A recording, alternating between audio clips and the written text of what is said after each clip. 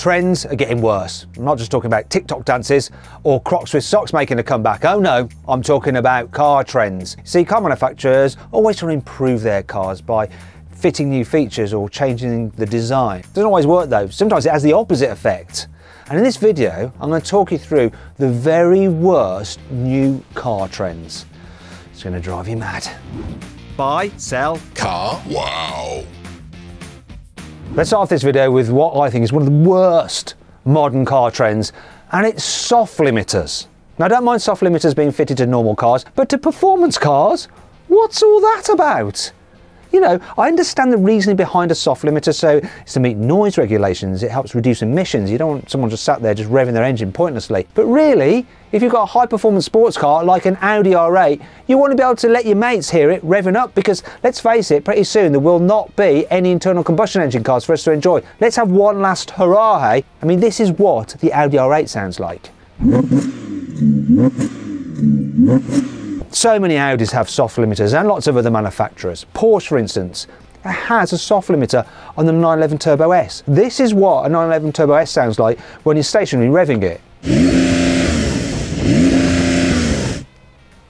Thankfully, some manufacturers aren't fitting soft limiters. Good old BMW is one of them. For instance, have a listen to this BMW M5 CS being revved while stationary all the way to its red line.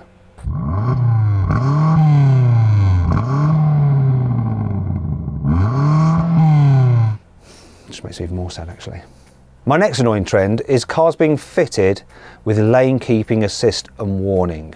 Now, they're not such a problem in themselves. In fact, they have saved me a few times from like weaving about on the motorway and all that kind of thing. Where they're not so good though is when you're driving down a twisty country road. They just don't seem that well calibrated. Sometimes you need to like weave over the line because there's a pothole, or the road's really narrow, or there's something sticking out of the verge, or you're trying to dodge a pheasant and then it's beeping at you, or the steering wheel's tugging in the other way trying to steer you into the thing you're trying to miss.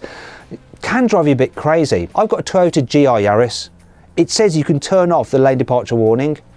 When you do select that option, it still bloody warns you. Drives me crazy. In a Toyota GR Yaris, which is designed for being thrashed down narrow country roads. It drives me crazy. The next new annoying car trend are fake grills on electric cars. Now, I can sort of forgive the electric cars that are also internal combustion engine cars. Take, for instance, the BMW i4, which shares its body with the BMW 4 Series. So they have to put something where the grille would be for the internal combustion engine car, which needs cooling. But what about cars which are bespoke, built from the ground up electric vehicles, such as the Audi Q4? Why does it have to have such a huge, stupid grille? The BMW iX, built from the ground up electric car, does it need all that cooling? No. Why does it have that big stupid grille, especially that beaver tooth grille? Now, I understand about brand identity, but surely there's a better way that they can actually make this work rather than just fitting big silly grills. For instance, the new Tesla Model S, no grille, looks really sharp from the front end. Porsche Taycan, beautiful looking car, no grille. Even the normal VW ID3 doesn't have a big silly grille, and that's quite a good looking little electric car. It's not odd. Another thing that annoys me are pop-out door handles. Now, I get why manufacturers fit them. They look cool. You know, you've got flush bodywork, and then you go to get in, the handle pops out, you open it, brilliant. However, it's not so brilliant the way some of these systems work. It's just a faff. And there's other ones that aren't actually motorised, which you just have to stick your thumb in, like on the Kia EV6. And the way you actually hold them is odd. It's just harder to open the door. You sort of hold them like you're doing some kind of limp handshake rather than just grabbing a handle. Another thing that annoys me personally is EVs with the charging port right slap bang in the middle of their grille. Now, in some ways it's good because you can just nose straight into a parking space, and because you're never sure which side the charger's going to be on, you can always get the cable to it because it's not that far away, because it's in the middle of the car. The thing I find annoying though is the fact that it forces me to go nose into a space. I always like to reverse into a space because it's just safer when you're pulling out again, because you can see clearer if there's any other cars coming across the front of you. Another issue of having the charging port at the very front of the car is that if you have a front end collision, which is most likely, you'll damage that port, so you won't be able to charge your car. So while you're waiting for it to be fixed, you won't actually be able to use it. Another way car manufacturers have tried to improve their vehicles, but actually made them worse, is by fitting them with touch-sensitive buttons. In particular, touch-sensitive buttons on the steering wheel, which not only operate by just being brushed, but you also sometimes can operate them by pressing them. An example is in the Range Rover Velar and the latest VW products. They're so hard to use, you just don't know how to skip through the menus. It's just easier to have a button that you press in to make it operate rather than being able to slide it or press it in. It's confusing. Electric cars which don't have front boots. What is that all about? Now, I know that certain electric cars are actually based on internal combustion engine models, and I can understand why they don't have a front boot, because yes, those cars used to have a big internal combustion engine under the bonnet, so it takes quite a lot of re-engineering to build in a recessed area for storing stuff. However, any built from the ground up electric car will have enough space underneath its bonnet for some storage.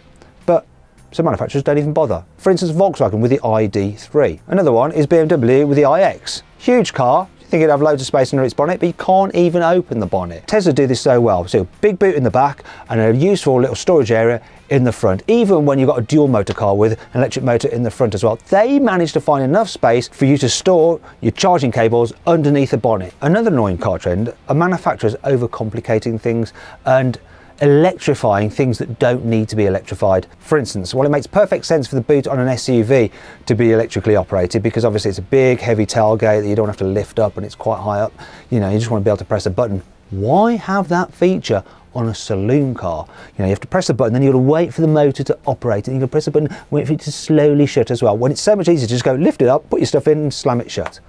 Pointless. And what about Tesla with its glove box? There's no button to open the glove box, so you have to do it through the menu screen or by using a voice command. Plug-in hybrids, they're another annoying car trend. You see, as far as I'm concerned, they're the worst of all worlds. They're not very good at being electric cars, and they're not very good at being internal combustion engine cars. Reason being is that when you're driving around using the battery power alone, you're having to lug about an internal combustion engine with you. And often the batteries are so small because of packaging that they can't go that far on electric power alone. Then you're driving around an internal combustion engine car with a battery on board and an electric motor. Once again, not being used. For example, Kia Sorento plug-in hybrid. So that's a 1.6 litre petrol engine and an electric motor. And Kia says that car should be able to do 177 miles per gallon. But you'll soon eat through your battery charge if you go a decent distance in it, and you'll end up running mainly on the internal combustion engine. And when I drove the Kia Sorento plug-in hybrid, I averaged 37 miles per gallon. Not particularly good. Finally then, we come to the 10th annoying new car trend, and it is manufacturers increasingly fitting digital door mirrors to cars. So instead of a normal door mirror, you have a camera displaying a feed on a little screen below the camera, usually in the door panel. Now, I can understand why manufacturers do this. They improve the aerodynamics of the car, which means that you'll have less wind noise and you'll have slightly better economy. But there are 5 actual practical issues with this setup. The first is you have to retrain your brain of where to look. Everyone's used to looking there for a mirror, but now you have to look somewhere else for wherever the screen is. It's not good. Another thing that's not good is that when you're actually looking in the mirror, your peripheral vision picks up cars out of the window which are by your side. You won't be able to do that if you're looking elsewhere, such as lower down or towards the front of the car, wherever the screen may be. Another problem is that you don't get depth perception in the camera feed like you do when you look in a mirror, so you can't be so sure at how far away the car is that you're looking at. Another problem isn't just for you, the driver, but for other road users, most notably cyclists and motorcyclists. Often they use door mirrors to see if there's someone actually in the driver's seat, or if that driver is about to get out of their car. I'm a cyclist, I do that a lot, and it saved my skin a few times while riding through London. If there's a camera there, I can't do that anymore.